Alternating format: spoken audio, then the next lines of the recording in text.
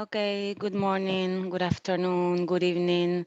So today we are going to look into cases from the South, from the global South, but more particularly from South America. And the objectives of this class will be to introduce discussions around gender equity and teaching about gender in post-colonial contexts, as well as to analyze the way formal and also informal education environments can conduce or not to gender equity or gender justice purposes.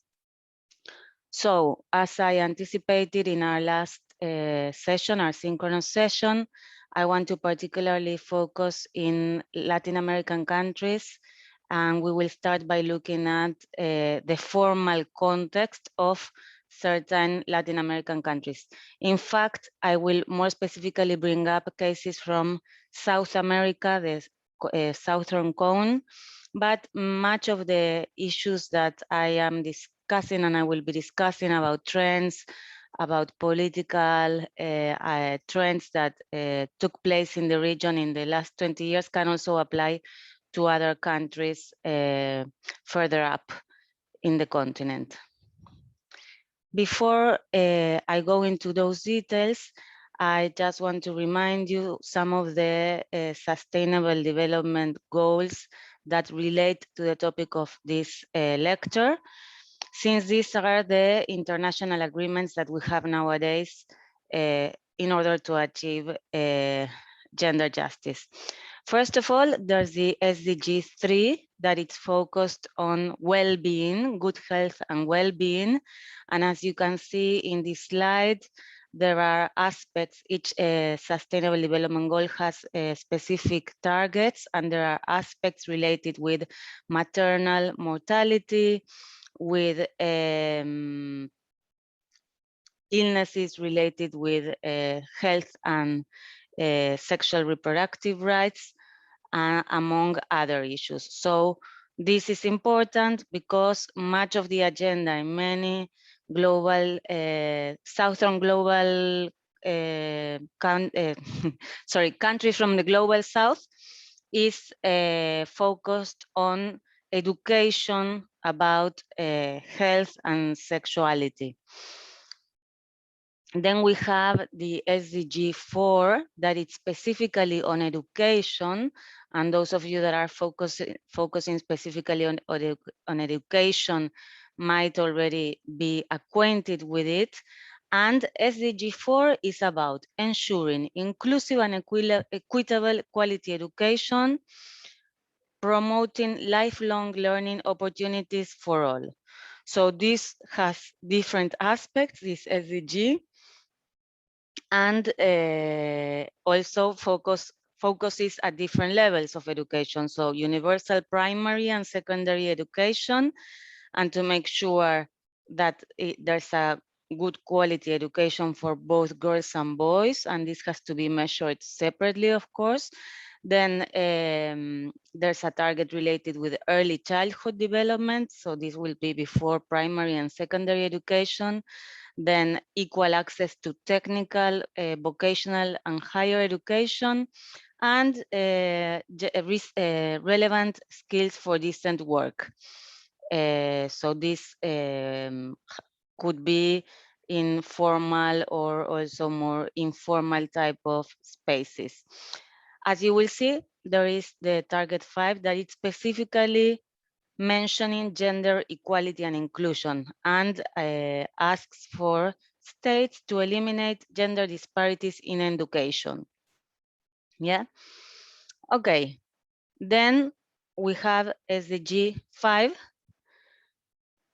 which has multiple targets, and some of the targets we will look at in more detail in our next lecture, because one specifically, for example, target 2 is about ending violence against women and girls, and we will have a specific lecture on that. But then you have also here different types of violence in this sustainable development goal, like early marriages that still take place in some countries, genital mutilation. Then there is aspects related with economic violence, and it requests countries to value unpaid care and promote shared domestic responsibilities. There's a target around participation, full participation and leadership of women. And again here, this one very much related to SDG 3, universal access to reproductive health rights. You will see other words, other targets mentioned here. I leave you the PowerPoint in Canvas to analyze them.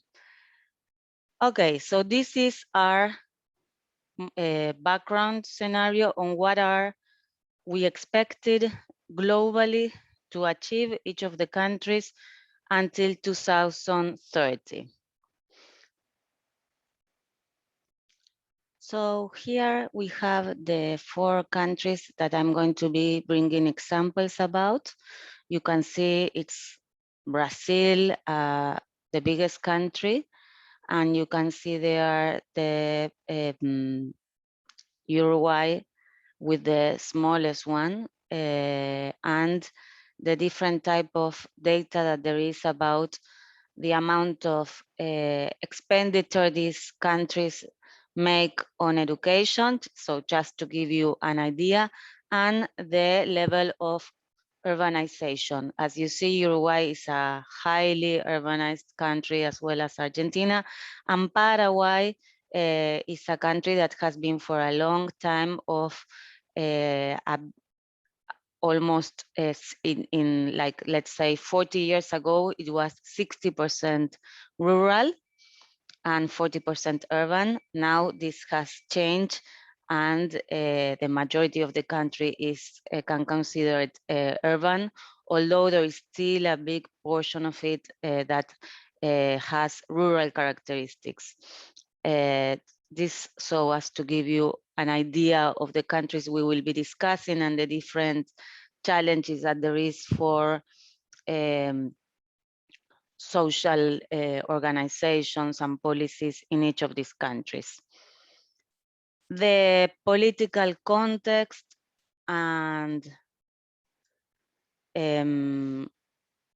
let's say the economic context, it's quite a challenge to discuss it country by country.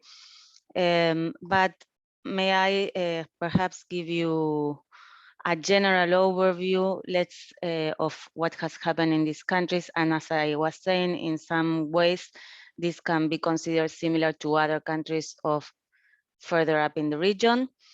At the turn of the millennium, so 2000 onwards, there was in many of these countries, actually in all of these 4 countries, a progressive movement. What does that mean? There were governments of center, left, center in power, and these countries were more or less open and sometimes supporting and even encouraging policies that are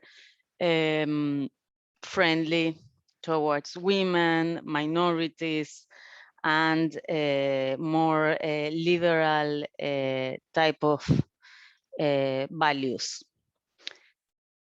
This has produced lots of advances in terms of public policies, legislations, and so on, which, in the opinion of some scholars, different scientists, social scientists studying this, could have at the same time produced certain conservative reactions within the society.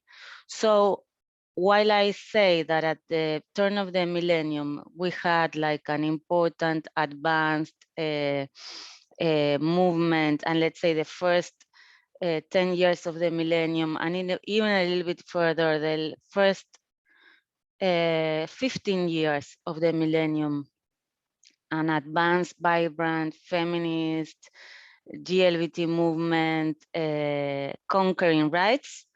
The last 5 years or even a bit more, depending on which country, have generally, this is difficult now just to generalize for the 4 countries, but has had certain conservative reactions from the church, from certain movements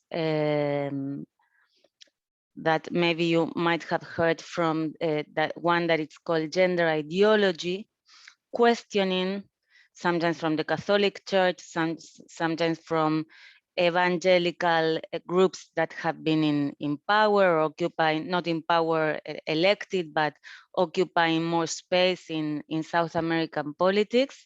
They have questioned all these policies and the extent to which certain things that in the past were considered private should be left to the state or schools. Yes, so this is the general background of the region.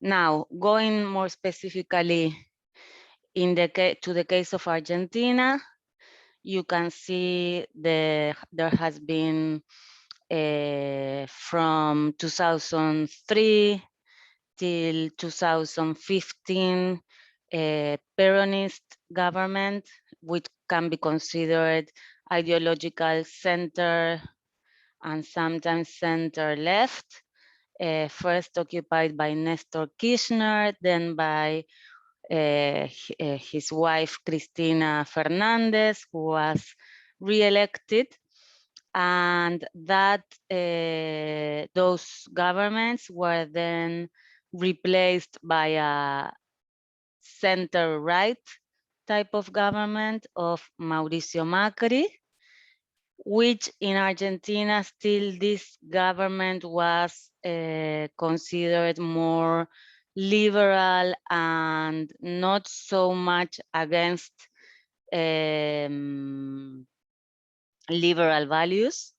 So it was right more in economic terms, but not so much in terms of being supportive of church values or so. In fact, during his government, there were several politicians that were part of his government that were in favor of abortion and tried to pass the abortion law, although it did not work at that time.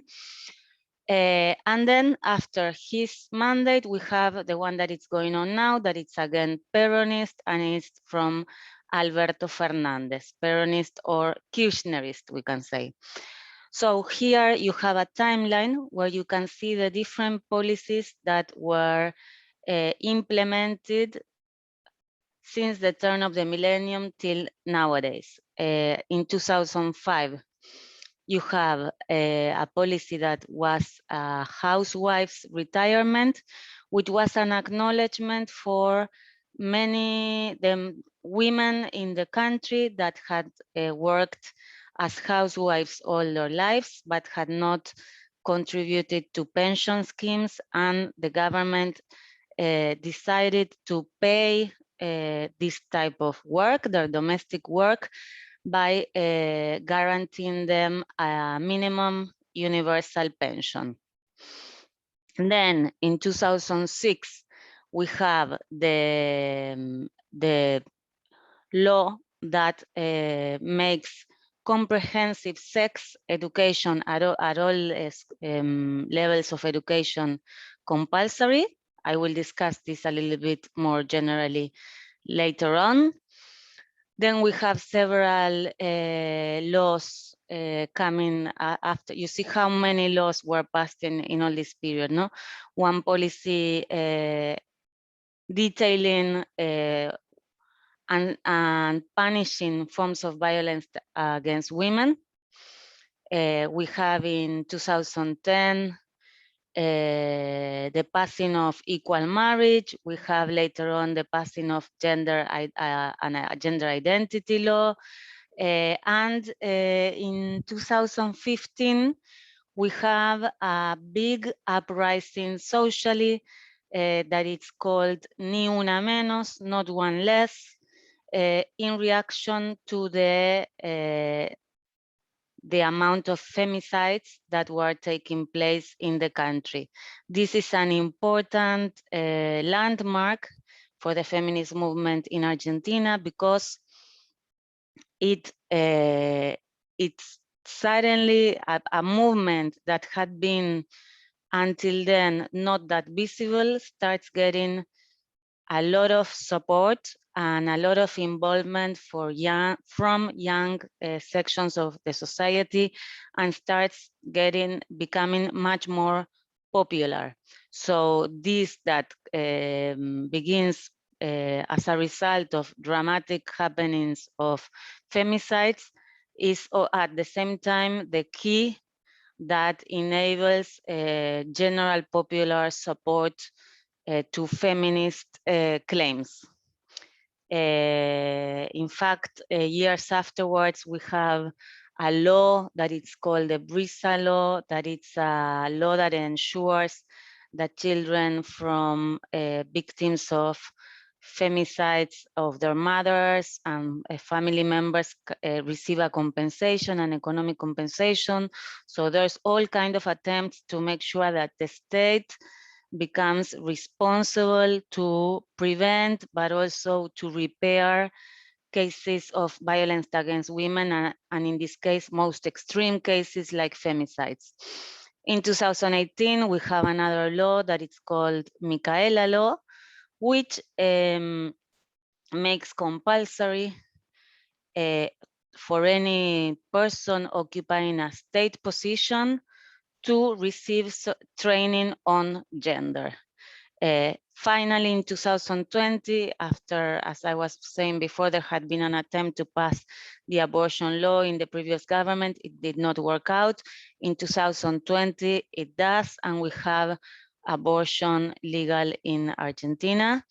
And most recently, in 2021, there's another law favoring labor quotas for trans people and ensuring they get opportunities for work. Okay, this is a picture of Ni Una Menos, so as to give you, this is in front of the Congress, to give you an idea of the amount of, this is Buenos Aires, but this is a movement that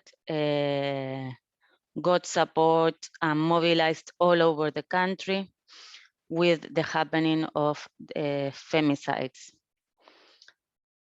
In Uruguay, we have had a much longer period of a progressive government. Maybe some of you are aware of, have heard him, Mujica. He's an icon representing this progressive government.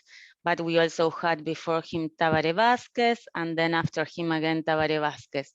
It's only since 2020 that there has been a change of government towards a more right, center-right type of government.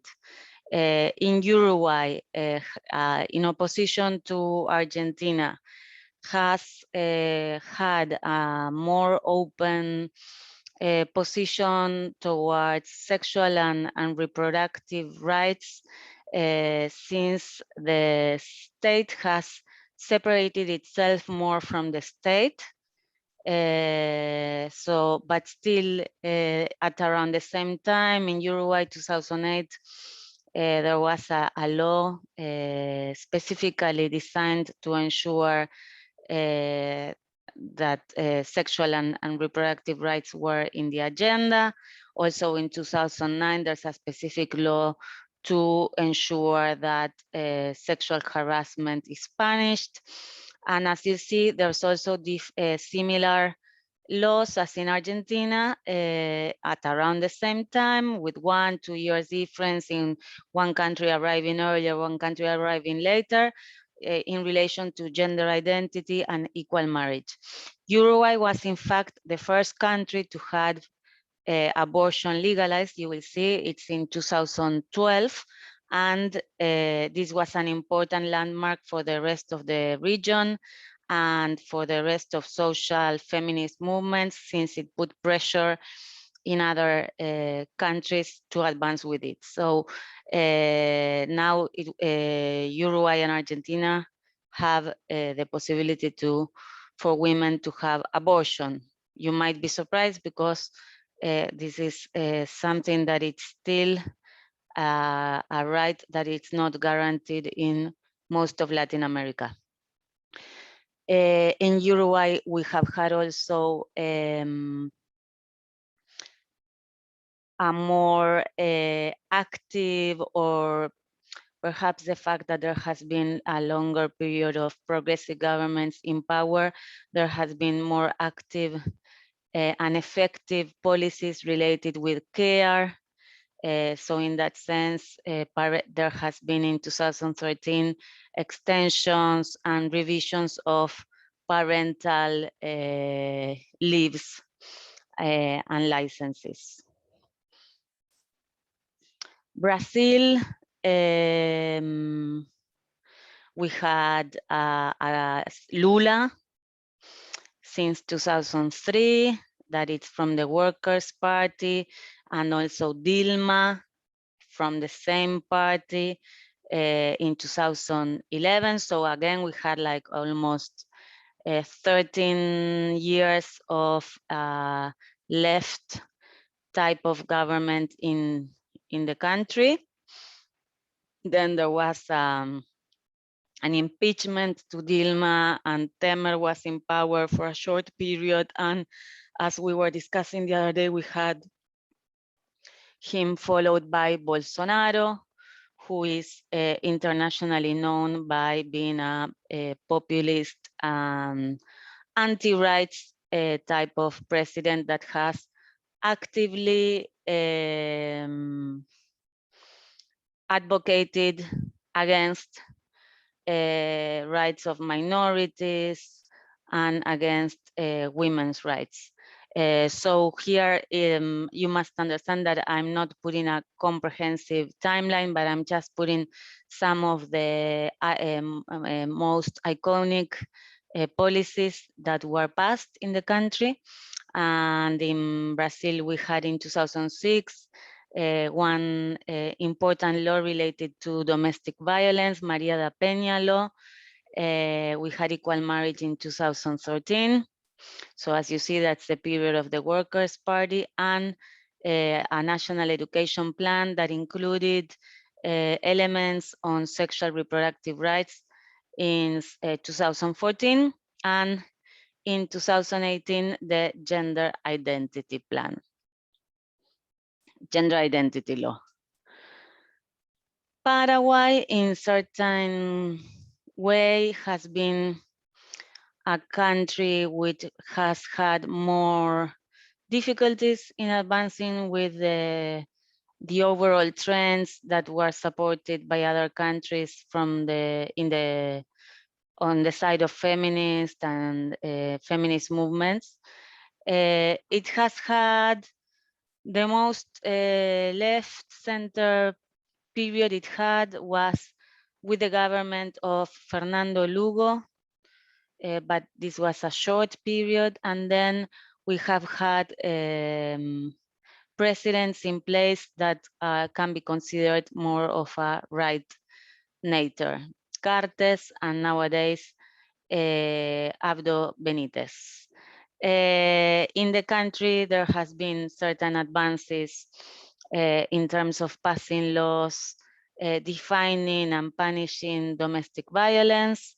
Also, there has been some attempts to include sexual reproductive rights in the education plans, and to ensure that this was part of the government's responsibilities health-wise. But there has been still lots of difficulties in guaranteeing rights for minorities. And nowadays, there's still an important struggle going on, trying to ensure that women can have abortions, and there's also a lack of the possibility for different sexual identities to be recognized the way they want to be named. No, so there's no gender identity law over there. Okay, so why is it important to have compulsory comprehensive sexual education in the formal education system? This is perhaps one of the most important struggles nowadays for many of the human rights, feminist movements, and all those movements that are defending the rights of different LGBTQIA plus groups. The idea is that for too long, the orientation on sexual education within educational establishments has been of a biological perspective, a perspective focusing very much on clinical issues and looking at sexuality as if it was only something biological. And as you can recall from the feminist theoretical discussions we've had in the previous and in the earlier recordings, the idea is that gender is a social construction, and that as such, anything related with sexuality and gender reproductive rights has to be understood with that lens, in a more plural way and in a way that accommodates different identities. So for that reason, this has been an important battleground for the feminist movement in South America, but also in Latin America and in other parts of the world. But this has been specifically in the last year something that remains very present in the struggles that are taking place in this part of the world. As you will see, we have in Argentina in 2006, this integral comprehensive sex education law, which actually makes it compulsory for all educational establishments, be them private, be them public, to guarantee certain minimal concepts that are taught in an equal way to children, adolescents, and adults going to educational institutions. So this means also that it's not, the contents of this education cannot be left for something aleatory depending on what a private institution wants to teach, or it cannot be influenced also by religious type of orientations a school may have. It needs to have some minimum common basis. This, of course, has brought a lot of controversy, and it's still something that it's strongly debated about and monitored. But it gives a responsibility for national ministries to ensure that they have to produce materials that are equally used across the country. Uruguay has have also, and you have read more about it in the bibliography, certain regulations also since 2009 and also a little bit earlier, to include this type of education, comprehensive sexual education, in the curricula. Brazil and Paraguay have been perhaps lagging a bit behind, in the sense that Brazil had made lots of advances at certain point, but with strong lobby from conservative groups, from the evangelical church, and with the political party currently in power, it has made some steps back in this sense. Actually, as I was mentioning the other day, basic rights that were guaranteed in the past are not guaranteed anymore, and this has become an important area of contest. No, Paraguay has had longer periods of conservative governments, so also in this and also strong influence from different religious groups. So it is a country which faces lots of struggles socially, also to ensure that rights of LGBTQIA and plus people are respected and are openly discussed and promoted in educational establishments. Since 2015, more or less, as an average for all these countries, the presence of this conservative movement known as gender ideology, which is can be associated with Catholic but also evangelical church, has been present in the region and also in the rest of Latin America, questioning the interference of the state in the curricula of the children. So they have questioned something that was considered was a responsibility of the state. They have started questioning this and have said, don't mess with my children. This has been a little bit their motto, and have put resistance on their children receiving certain diverse type of teaching at educational establishments.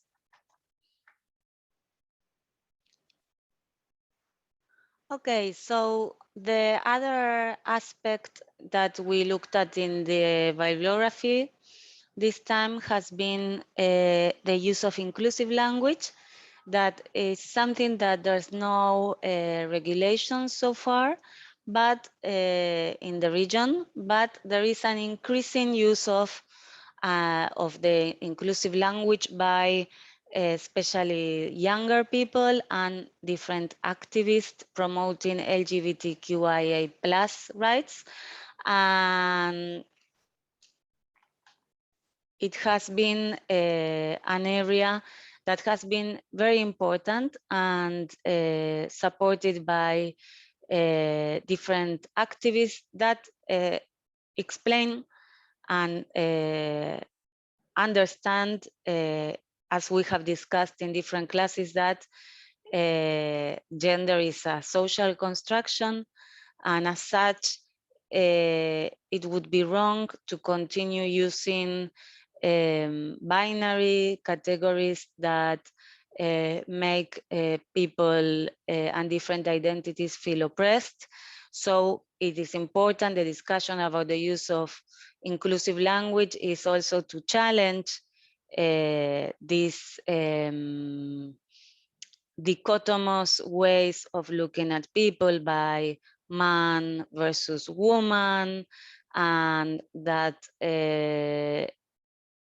it is important instead to leave open diversity, possible identities, and not to impose masculine or feminine on anybody. So as you see in this quote, the idea is that the use of language as a social practice, a characteristic that presents language use not only as a reflection of the world it names, but also as a constitutive element of that reality to which it grants values and meanings. The idea is to question the values that are being used in the feminine and the masculine. More specifically, in Spanish, you have the A for feminine, the O for masculine, and now what it's being commonly used is E, which is a way of using a neutral way. So you are not automatically defining somebody as masculine or feminine, but allowing different grays and possibilities. This is something that has had some resistance by educators, and up until today, there has not been any legislation either forcing the use, no, imposing the use of inclusive language, nor there has been any legislation denying the use of inclusive language. So to finalize, because this recording is already too long, I just want to quickly mention that aside from the formal education system, you have informal education context, and this is informal in two ways. You have, on the one hand, informal education establishments, like something that is very popular in Latin America, which are educational institutions that are more informal type of learning environments, and that are designed for those students that were not able to continue the classical type of education because they were working during the day, or they could simply not follow that type of education. But it also has certain values behind it, which is there's different type of informal institutions like this, but often that they want to challenge the educational classic system, and they want to provide more alternative education systems that are more suited to the needs of the students that attend these places. There's a famous experience called Mocha Celis, which is a trans educational environment specifically focused at the needs of inserting trans people in the labor market. Then you have different type of institutions, NGOs, that do not work in the formal system, in the sense that they are not designing the national curricula, but that they support in different ways the existence of more plural views across educational institutions. So for example, you have one of these examples is Fondos Mujeres del Sur, that it's a regional network that supports feminist and young groups in different countries in South America. For example, one of them could be Las Ramonas, which is an NGO that tries to promote that there is discussions around feminism at school, at university, and that there is a promotion of more diverse and plural values. You have also Colectiva Nega in Brazil, that through the art and through theater performances tries to ensure there's the recognition of plural identities, but also specifically focused at Afro-descendant diversity groups. You have also, to finalize, I would say, NGOs that work on gender justice. I've been focusing more on the ones that focus on gender justice related to education, but something important and I want to leave as food for thought is that many of the organizations that are based in South America are organizations that have rural women, that have indigenous women, that have different type of intersectionalities. So these type of organizations are very concerned about also ensuring that gender justice strategies are specifically designed to attend their needs. For example, the landless movement in Brazil, that if you want to look it up, there's documentaries, it's a very famous movement. It's also very much focused at the needs of rural people and has developed specific educational type of packages or educational values for workers within the rural environment. And in the recent years, they have also given much more attention to the contents related to LGBTQI and A minorities. So what I wanted to say here is that there is, I mentioned with the use of, with the important agenda that there is nowadays on comprehensive sexual education at schools, I focus more on the educational formal gender justice aspect, but there is an immense work being done in terms more informally to ensure gender justice in non-formal education sectors, but also more broadly understanding the different challenges that women and minorities from the global south face over here. So sorry that I had to rush, but I had the impression that if this lecture was becoming too long. So if you have any interest in any of the organizations or any of the topics mentioned here and you want me to send you a bit more of information, or you are thinking of doing a final project with any of these, please let me know. Thank you.